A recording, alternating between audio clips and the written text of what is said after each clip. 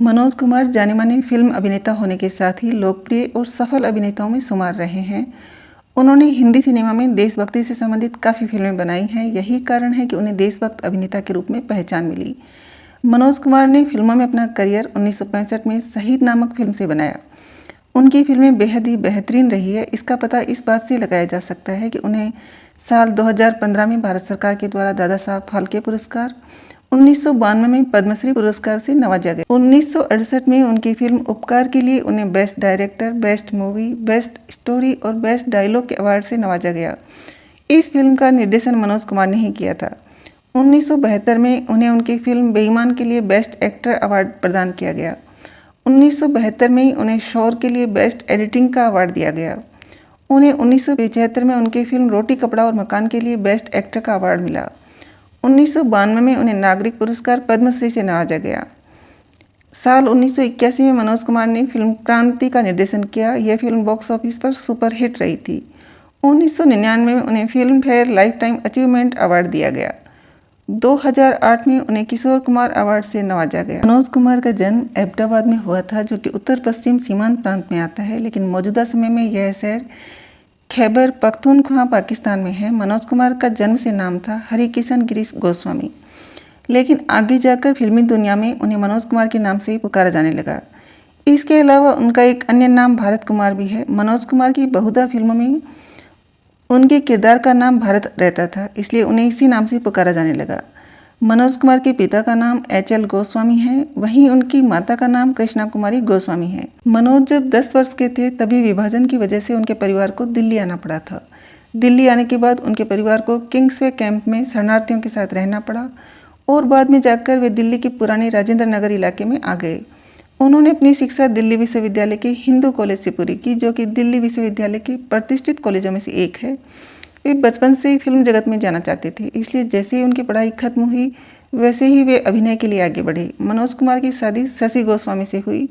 दोनों के 2 बेटे हैं, जिनमें से एक का नाम विशाल गोस्वामी है और दूसरे का नाम कुणाल गोस्वामी। इन कम ही लोग जानते होंगे कि फिल्मों में काम करने का फैसला उन्होंने अकेले नहीं लिया था। एक रिपोर्ट के अनुसार एक फिल्म के लिए जब मनोज कुमार को लीड रोल ऑफर हुआ तो उन्होंने इस रोल को करने के लिए थोड़ा वक्त मांगा था। दरअसल मनोज कुमार ने पहले इस बारे में अपनी मंगेतर शशि गोस्वामी को बताया और उनसे इजाज़त मिलने के बाद ही फिल्म करने के लिए हामी भरी थी।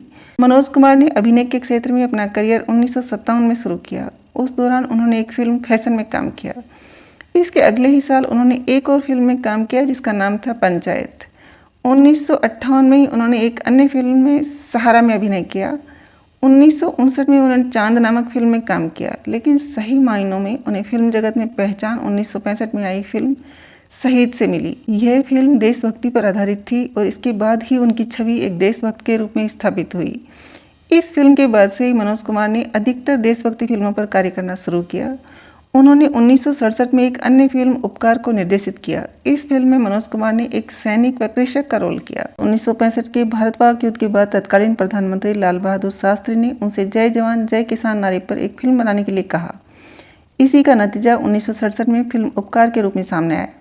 मनोज कुमार की यह फिल्म काफ़ी पसंद की गई थी। इमरजेंसी के दौरान किशोर कुमार की तरह ही कुछ और फिल्म कलाकारों को डराया धमकाया और सताया गया था। इनमें मनोज कुमार भी एक थे। हैरत की बात है कि मनोज कुमार को साधने के लिए प्रतिष्ठित साहित्यकार अमृता प्रीतम को हथियार बनाया गया था। मनोज कुमार बहुमुखी प्रतिभा वाले फिल्मकार हैं।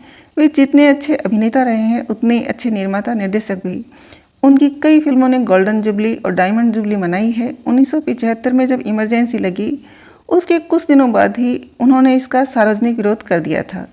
एक दिन सुबह में मनोज कुमार को सूचना और प्रसारण मंत्रालय के अधिकारी का फ़ोन आया। अधिकारी ने मनोज कुमार से एक ऐसी डॉक्यूमेंट्री को निर्देशित करने का अनुरोध किया जो इमरजेंसी के समर्थन में थी। इसकी पटकथा अमृता प्रीतम ने लिखी थी। मनोज कुमार को स्क्रिप्ट भेजी गई थी। मनोज कुमार ने फ़ोन पर ही इस प्रस्ताव को खारिज कर दिया।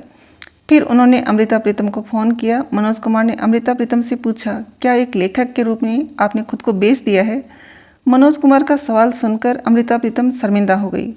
फिर उन्होंने इस प्रस्ताव के लिए क्षमा मांगी और मनोज कुमार से कहा कि आप इस स्क्रिप्ट को फाड़कर फेंक दीजिए।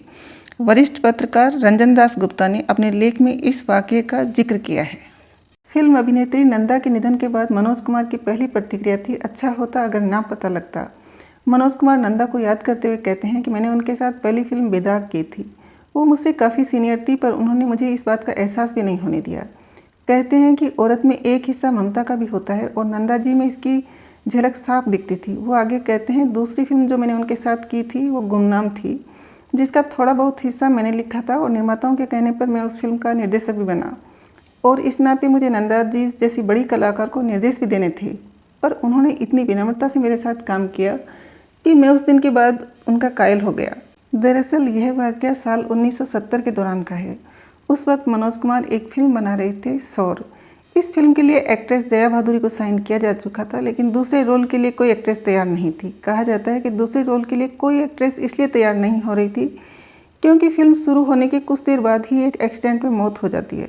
मनोज कुमार ने शर्मिला टैगोर से लेकर कई एक्ट्रेस से इस रोल को करने के लिए बात कही, लेकिन सभी ने इनकार कर दिया। तब एक्ट्रेस नंदा ने यह सब जानते हुए रोल करने के लिए हाँ कर दी थी और साथ में एक शर्त रखी।